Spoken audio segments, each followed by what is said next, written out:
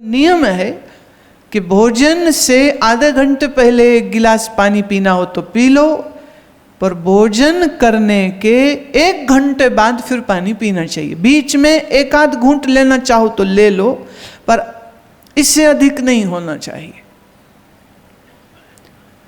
अब हमारा जो स्वर चल रहा है, सुबह हम उठे तो स्वर देखो, तो अंगली से भी देख सकते हैं, रोज रोज देखने लग जाएंगे, प्राणायाम करने लग जाएंगे तो हाथ से ऐसे चेक नहीं करना पड़ेगा, ऐसे ही देखा तो मालूम हो जाएगा बायां है दायां। अगर बायां मान लो आपका स्वर चल रहा है तो नियम यह है कि बायां पैर पहले जमीन पर आप रखिए, फिर दायां रखिए। देखिए हमारे ऋषियों ने किस तरह नींद से बाहर आना है, किस तरह जमीन पर पैर रखना है, इस विषय में भी एक पूरा विस्तृत सूत्र हमको दिया है। हम लोग अजीब से लोग हो गए। 300 वर्ष की शायद अंग्रेज़ों की गुलामी हमारे ना अंदर से निकली नहीं है। तो सुबह कभी भी उठो और उठते ही चाय पियो। बोले चाय न पिया आंख नहीं खुलती। चाय नहीं पिए ना तो आंख नहीं खुलती। अरे आंख खोलनी हो ना तो 2-5 मील दौड़ लगा लो, 10-12 सूर्य नमस्कार कर लो। और आप कहो जी थोड़ा कुछ और बताओ, तो दूसरा तरीका ये है, हमने एक भजन, अभी किसी से बात भी हो रही थी तो कहते जब हम सैर करते हैं ना तब हम कान में आपका महामृत्युंजय सुनते हुए सैर करते, बड़ा मजा आता है। मैंने कहा प्यारे, जब महामृत्युंजय करना हो तो टिक के बैठ के किया करो, कोई चीज नियम भी होती है नहीं होती। मैं घूमते हुए में सुनना है तो हमने नटराजा नाम से एक एल्बम बनाया था। नटराजा में सब ऐसे धमाल संगीत है। मैं बैठे हो तो उठ जाओगे, उठोगे तो चलने लग जाओगे, चल रहे हो तो भागने लग जाओगे, भाग रहे हो तो उड़ने लग जाओगे। पर महामृत्युंजय करना हो तो बैठ के करो, at right pose. Body should be in the pyramid shape, नीचे से चौड़ा ऊपर से आके नैरो हो जाए। तो शरीर को आसनबद्ध करने के बाद बैठ करके श्वासोच्छ्वास करे, मानसिक जप करे, उपांशु। मैंने धीरे धीरे, जैसे किसी के कान में हम बोलते ना विस्परिंग नोट्स, उतनी बार आवाज में बोले उसे कहते उपांशु जप। तो सुबह उठे तो मन को साफ करके उठे, मन में यह भ्रम नहीं कोई रखे कि सुबह हुई है तो शाम भी हो ही जाएगी ना। बीच में ही प्राण पंखेरु उड़ सकते नहीं उड़ सकते। कोई लिखित गारंटी तुम्हारे पास है कोई? कार, मिक्सी, स्कूटर कुछ लो ना, सबकी वारंटी होती, तुम्हारी है नहीं। मिक्सी की मांगते हो, हमारी वारंटी नहीं। इसलिए पुराने जो लोग थे ना, ये 20-50 वर्ष पहले तलक, वो जब बिछड़ते थे, एक दूसरे से अलग होते थे तो कहते थे अच्छा जिंदे रहे तो फिर मिलेंगे। या कोई बोलते थे नदी नाव संजोगी मेले, जिंदे रहे फिर मिलेंगे। अब क्या पता फिर मिले नहीं मिले। इसलिए ये सूत्र याद रखो, शाम जब तुम ऑफिस से निकलो, कार्यालय से निकलो, तो अपने सब सह कर्मचारियों को एक बार देखो और सबका हाथ पकड़ के ना हैंडशेक करना। भले वैसे जो हैंडशेक है ना, ये भी हमारा भारतीय नहीं है, और इसके पीछे बड़ी हिंसा छिपी हुई है। It is absolutely not a good way to greet anybody. लोगों को समझ नहीं है, मैं बताती हूं क्यों। जब पहलवान एक दूसरे से लड़ने के लिए उतरते हैं ना अखाड़े में, हैं, तो वो सबसे पहले, यूनान में हुआ ऐसा, हाथ मिलाते। तो हाथ जब मिलाते ना तो उसकी ग्रिप से कैसे जोर से उसने पकड़ा, इससे पता लग जाता था कि ये तगड़ा है कमजोर है, कि एक ही धोबी पछाड़ में इसको हम हरा सकते। तो हाथ मिलाने में सामने वाले की शक्ति परीक्षण कर लेते थे। आजकल शायद इसीलिए लोग हाथ मिलाते रहते, क्योंकि सबको धोबी पछाड़ देने की ही तो इच्छा रखते हो ना। तो हमारा भारतीय संभाषण का तरीका दोनों हाथ जोड़ने का है। नमो नमः, जिस जो मिले नमो नमः, जय श्री कृष्ण, नमस्ते, सत श्री अकाल, पर दोनों हाथ जोड़ के है। अब पूछो दोनों हाथ ही क्यों जोड़ रहे हो, एक ही से क्यों नहीं, ऐसे ही क्यों नहीं? ये है मैं, ये है तुम, हम दोनों एक हैं, समझे? ये हूं मैं, ये है तुम, दोनों एक हैं। हम दोनों के शरीर पंचभूत के, हम दोनों का मन माया से, और हमारा स्वरूप परमात्मा से, इसलिए हमऊ तुमऊ एकऊ है। इसलिए कहा दोनों हाथ जोड़ो। ये है भारत की संस्कृति। हाथ मिलाओ या हाथ जोड़ो, जो भी करो। सोचो, अगर आप कार्यालय से निकलने से पहले अपने सब सहकर्मियों को कहो कि भाई साहब नदी नाम संजोगी मेले, पता नहीं कल मिले नहीं मिले, गुस्सा ना रखियो, दफ्तर का ऊंच नीच यहीं छोड़ जाइयो, कितना बढ़िया हो जाए।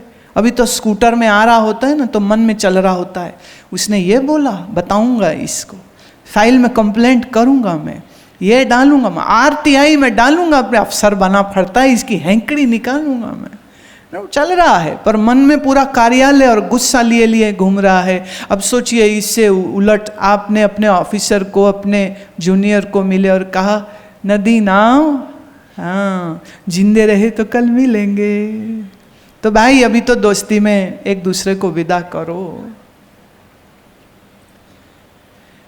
रिश्तेदार के यहाँ जाओ, निकलने लगो वापिस, तो मन में गुस्सा लेके ना हो कि हमारी सेवा नहीं करी, हमें पूछा नहीं है,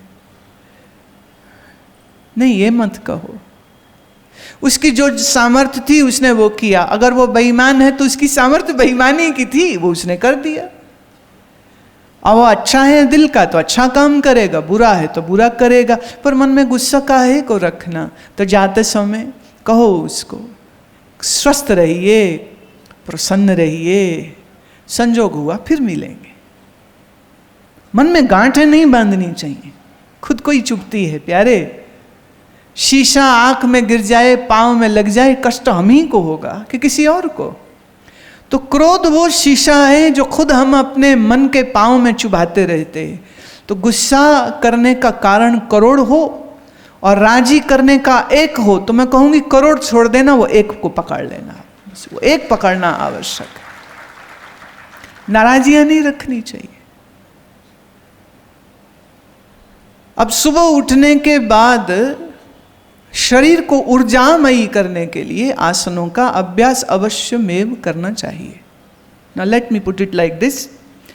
आपने सूर्य नमस्कार किया तो आपका यूरोजेनिटल रीजन, आपका सर्वाइकल लंबर रीजन, माने पूरी पीठ आपकी, आपकी गर्दन, आपकी आंतें, आपका घुटना, आपके क्वाड्रिसेप्स, आपकी हैमस्ट्रिंग्स माने ये टांग के सामने वाले मसल्स, मांसपेशियां, ऊपर वाली जंघा की मांसपेशियां, आपके कंधे, ये जितने बॉल एंड सॉकेट जॉइंट है हमारे शरीर में, वो सब जॉइंट्स की एक मूवमेंट होती है, एनर्जाइजेशन होती है, लुब्रिकेशन होती है। स्राव अच्छे होते हैं, जिससे देखिए ऊर्जा शरीर से हम उत्पन्न कर सकते हैं, जिससे हमारी शरीर की जो कार्यशाली है वो अच्छी होने शुरू हो जाती है। सर्वांगासन करे, अपसाइड डाउन, पैर ऊपर कर दिए, सिर पूरा वजन कंधों के ऊपर है, 90 डिग्री में अपने पैर ऊपर उठा दिए। अब इसमें क्या है, आपकी थायराइड ग्रंथि का पोषण होगा, पैराथायराइड थायराइड ग्रंथि का पोषण होगा, मस्तिष्क को रक्त अधिक जाएगा, इससे नींद अच्छी होगी, इससे आपका दिमाग अच्छा चलेगा, इससे आंखें अच्छी चलती हैं, कान के रोग नहीं होते, नाक के नहीं होते, मुख के नहीं होते। बॉडी की सर्विसिंग इंपॉर्टेंट है, तो साल में कम से कम 2 बार, अन्यथा 1 बार पंचकर्म की क्रिया को किसी आयुर्वेदाचार्य के निरीक्षण में जरूर कर लेना चाहिए। हमने आश्रम में उसकी व्यवस्था करी है, जो वहाँ आकर के करना चाहे तो हम वहाँ भी कराते हैं। आपके अपने शहर में कोई अच्छे मिल जाए उनसे करिए। वैसे जुलाई के पहले हफ्ते में हम आश्रम में एक शिविर करने जा रहे हैं जिसमें 6 कर्मों को सिखाएंगे। सूत्र नेति, रबड़ नेति, कुंजल क्रिया इत्यादि ये जो कर्म हैं जिससे हम अपने शरीर को अधिक कफ, अधिक पित्त, अधिक वायु के प्रकोप से स्वयं कैसे बचा सकते हैं। हमारे ऋषियों का ये ज्ञान, इस ज्ञान को अंगीकार करिए। तुमने अपने बच्चे को इंजीनियरिंग के लिए भेजा, जा बेटा इंजीनियरिंग कर, पर अगर ये मन अच्छा नहीं है उसका तो डिप्रेशन और गुस्सा और लड़ाई, तो जीवन अच्छा कैसे चलेगा। सबसे पहले मन को ठीक करने का हमें साधन सीखना चाहिए। फिर नंबर 2 पे आता है कि हम अपने शरीर को स्वस्थ रख सकें। इसके लिए हमें आसन और आयुर्वेद और जिस प्रकार से भी कोई तो होम्योपैथी भी बहुत अच्छा सूट करता है, वो भी बहुत अच्छा है। Allopathy is great for surgeries, but when it is needful, when it is not needful, then why should you go for it? शरीर का, मन का एक जो सुंदर स्वास्थ्य का बैलेंस है वो आप स्वयं कर सकते हैं। बुद्धि में हमारे कोई भ्रम ना रहे। तो सबसे बड़ा भ्रम जो हमें है ना वो ये है कि हम तो मरेंगे नहीं, दूसरों को मरगट छोड़ के आने वाले हैं। सुनते हैं ना, अरे वर्मा जी मर गए, अच्छा जाना ही था, बुढ़ा हो गया था। भाई तेरे से वो 1 साल छोटा था, कहते जी तो क्या हो गया, हम तो जवान हट्टे कट्टे अभी भी रोज सैर करते हैं, अच्छा खाते हैं, उसके तो चिंता बड़ी थी ना, वो इसलिए जल्दी मर गया। हम कैसे तर्क लाते हैं कि हमें नहीं कुछ होगा। ये ब्रह्म है, भ्रांति है ये। स्वास्थ्य हमेशा नहीं रहता है, बनाने के लिए मेहनत करनी चाहिए। जब हम नहीं करते हैं स्वास्थ्य बिगड़ जाता है। एक ने कहा जी क्या करना स्वास्थ्य करके, हम तो ना फुर्सत ही नहीं लगती, घर का काम करते रहते। मैं अब बीमार होके घर का काम करोगे तो गुस्सा आएगा तो तेरा तबीयत और खराब होगी। इससे अच्छा सुबह आधा 1 घंटा आसन प्राणायाम करो, स्वस्थ रहो, फिर खूब करो घर का काम। सेवा करने में आनंद है, और क्या चाहिए। पर मेरा क्या है, ऐसा मत बोलो। तुम्हारा सब कुछ है, तुम हो तो जगत है, तुम नहीं तो पहले इसको ठीक करो। पंजाबी भाषा में कहावत है, वो कहते रांझा पहले ए राजी कर। इस शरीर को रांझा बोलते, पहले इसको राजी कर, बाकियों को बाद में। मन से स्वस्थ होएंगे और ब्रह्म मुक्त होएंगे तो हमारा जीवन ज्यादा अच्छा जाएगा। भ्रम नंबर 2, संसार मुझे सुख दे सकता है।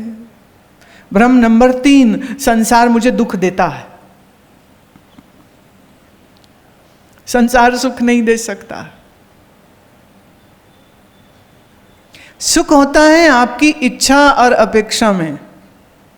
आज जब मन में सपना बुन लेते हो ना तुम, ये होगा तो ये होगा, फिर ये होगा तो ये होगा, ये जो सपने आप देखते हो ना, तुम अधिक समय सुखी उसी से हो रहे होते। तो अभी कहना पड़ता है ना, जब फाइनली वो चीज घटित होती तो लगता है तो ऊंची दुकान फीका पकवान हो गया। सपने हमारा मन बड़े रंगीले बुनता है, लेकिन उन सपनों का यथार्थ क्या वैसा ही होगा? नहीं होता। तीसरा भ्रम, दुनिया मुझे दुख देती है। अरे कोई दुख नहीं दे सकता। कैसे दुख दे सकते? एक भक्त को किसी ने गुस्से में कहा, ए अंधे, दिखता नहीं है तुझे? तो भक्त कहता, हाँ सच में ही अंधा हूं, अभी तक भगवान ही नहीं दिखे। रोज आंख बंद करके ढूंढता हूं उनको, अंदर वो मिलते नहीं है। रोज खोजता हूं उसको कि मेरा श्याम सुंदर दिख जावे, वो दिखता ही नहीं। सही में अंधा हूं मैं तो। सामने वाले के बोले कठोर वचन को सुन करके उसे भी अपने ऊपर साधनात्मक ढंग से वर्णित कर लेना, उसको अर्थ दे देना, ऐसे व्यक्ति को कौन पीड़ा दे सकता है? हमारी चाहत हमको दुख देती है। मोह जाल समावृता, ये ममता का जो जाल है ना मन में बसा हुआ, ये मेरा पुत्र मुझे सुख दे, मेरी पत्नी मुझे सुख दे, मेरे माता पिता अपनी जायदाद मेरे नाम पे लिख देवे। एक माँ बता रही थी, 75 साल की वो हो गई हैं, तो मेरे से कह रही थी देखो अपनी ही संतानें हैं पर इनकी हालत कैसी खराब है। मैं क्या हो गया? कहते जब ये बोल भी नहीं सकते थे ना तब भी मैं समझती थी कि इनके मन में क्या है। तो बड़े प्यार से आके कहता था माँ मैं तुझे प्यार करता हूँ, तो मैं समझ जाती थी इसको कोई खिलौना चाहिए। माँ मैं तुझे प्यार करता हूँ। हो गया ये 16-18 साल का, आके चिपट के मुझे कह रहा है माँ मैं तुझे बहुत प्यार करता हूँ। माँ कहती है अच्छा कौन लड़की है, किसके लिए बोल रहा है? फिर लड़का हो गया 25 साल का, आके कहते मम्मी मैं तो तुझे बहुत प्यार करता हूँ। अच्छा बेटा क्या दुकान खोलनी, उसके लिए पैसे चाहिए, पिताजी को मनाना? कोई नहीं। लड़का हो गया 40 का, माँ हो गई 60 की, लड़का आके फिर कहते हैं mummy I love you. Mummy कहती बेटा कहा था ना उससे शादी मत कर। नहीं माना तो मेरी बात, अब क्या करूं? माँ हो गई 75 की, पुत्र हो गया 55 का, फिर आया माँ के पास मम्मी आई लव यू। बेटा किसी कागज पर साइन नहीं करूंगी मैं, जो मर्जी कर ले किसी कागज पर साइन नहीं करूंगी। बिना बोले मां समझती है, पर मां की ममता देखो, अपनी ममता के कारण अपने आप को उससे अलग नहीं कर पाती है, रोती। 4-4 बच्चे हैं, माँ बाप घर में अकेले पड़े रहते हैं, मर जाते हैं तो बच्चे अमेरिका से फोन करते जी अभी ना टिकट बड़ी महंगी है, अभी नहीं आ सकते हम, हमारी वेट मत करिए, आप संस्कार कर दीजिए, चौथे तक आ जाएंगे, अभी नहीं आ सकते। क्रिसमस है ना तो छुट्टी नहीं मिली, टिकट महंगी, ये जवाब आ जाता। माँ हाय हाय करते मर गई, बच्चा अपने पैसे कमाने ऑस्ट्रेलिया अमेरिका में पड़ा हुआ, माँ रोती है। तो माँ को दुख पुत्र ने दिया कि माँ को दुख उसकी ममता ने दिया? ये जो मोह जाल समावृता, हम अपने मन से ममत्व को छोड़ नहीं पाते। हम ममता करते बच्चों से, हाय ये बच्चे मेरे हैं मेरे हैं मेरे हैं, और थोड़े ही समय में बच्चा उठ के ना बाप को कहता है तू कौन होता है कहने वाला, तू कौन होता है? तेरा बाप हूं मैं। पढ़ रही थी एक व्यंग, गिरधर के लड़के का 10वीं का रिजल्ट आने वाला था, वो रोज बोले लड़के पढ़ ले पढ़ ले पढ़ ले, इस बार फेल हो गया ना तो तू मेरा बेटा ही नहीं है। फिर रिजल्ट आया, गिरधर ने बुलाया अपने लड़के को, बता क्या आया रिजल्ट, दिखाओ रिपोर्ट कार्ड। लड़का कहता है ए गिरधर तू कौन होता पूछने वाला? क्या मतलब? बोले तूने ही तो कहा था फेल हो गया तो तू मेरा बेटा ही नहीं, तो तुझे क्या मतलब गिरधर, मत पूछ मेरे से मेरा क्या हुआ या क्या नहीं हुआ। अब बाप छाती पकड़ के बैठता है, रोता है, अरे ये कैसा बच्चे ने बोल दिया, कैसे पूछ लिया। कहते तुम्हें क्या हक है हमें ये कहने का? अरे तुम्हें जन्म दिया, कहते एहसान नहीं किया। अरे तुम्हें पाला था, बोले कुत्ता बिल्ली को भी पाल लेते हो, कौन सी बड़ी बात हो गई, हम भी पाल देंगे। माँ बाप ने अगर यह समझा होता कि हर बच्चा जो जन्म ले रहा है वो अपना कर्म अपना प्रारब्ध लेके आया है, अब उसके प्रारब्ध से आपका प्रारब्ध मिलेगा तो आपस में अच्छा संबंध रहेगा, और अगर नहीं है तो वो कहीं और जाएगा ही जाएगा, अपना जीवन जिएगा। और माँ पिता कह सके कि जाओ बेटा तुमने हमें सुख दिया माँ होने का पिता होने का, अब हमको कोई अपेक्षा नहीं तुमसे, तुम जहाँ खुशी लगे वहाँ जाओ, वहाँ रहो। अब वो रहे फिर भी पास में, अच्छी बात है, नहीं रहे तो भी अच्छी बात है। पर हमने मान लिया मेरी संतान है, मेरी मर्जी से चले, मेरी संतान है, जो मैं कहूँ वो करे, मेरी संतान है, मेरी मर्जी के बाहर ना हो। बेटा कब तक सुनेगा? कहीं ना कहीं आके वो चौड़ा हो ही जाएगा, फिर बैठ के रो। तो श्री कृष्ण कहते हैं इस मोह के जाल को प्यारे काटो। मोह के जाल को काट दोगे तो तुम सुखी हो जाओगे। प्रसक्ता काम भोगेषु, हमेशा पदार्थ की भोग की इच्छा तुम्हारे मन में भरी रहती, और भोग लें और भोग लें और भोग लें, ये मिल जाए ये मिल जाए, अंत नहीं। वैसे मैं एक बात कह दूं, अगर गृहस्थियों के अंत नहीं तो साधुओं के भी कोई बहुत अच्छे हाल नहीं। एक आश्रम बन गया, एक और बना दो, एक और बना दो, एक और बना दो। हमारे एक मित्र साधु एक बार मुझसे पूछते हैं, अच्छा अभी कितने चेले हो गए, संख्या बताओ। मैंने कहा मैं हिसाब रख के बैठी हूं। ये क्या बात हुई? कह रहे नहीं नहीं, हमने तो रजिस्टर लगाया, 4549 चेलों को दीक्षा दे दिए। मैं धत्तेरे की, तुम मारवाड़ी अग्रवाल महेश्वरी होते, अकाउंट्स रखते, समझ लगती, उनका काम है अकाउंट्स रखना। साधु हो, अपना बेटा बेटी छोड़ा, चेला चेली के चक्कर में पड़ गया। क्या कर रहे हो? गृहस्थी मकान का अभिमान करे और साधुओं के अपने आश्रम का अभिमान करे। बात क्या फर्क है दोनों में? बोलो क्या फर्क है?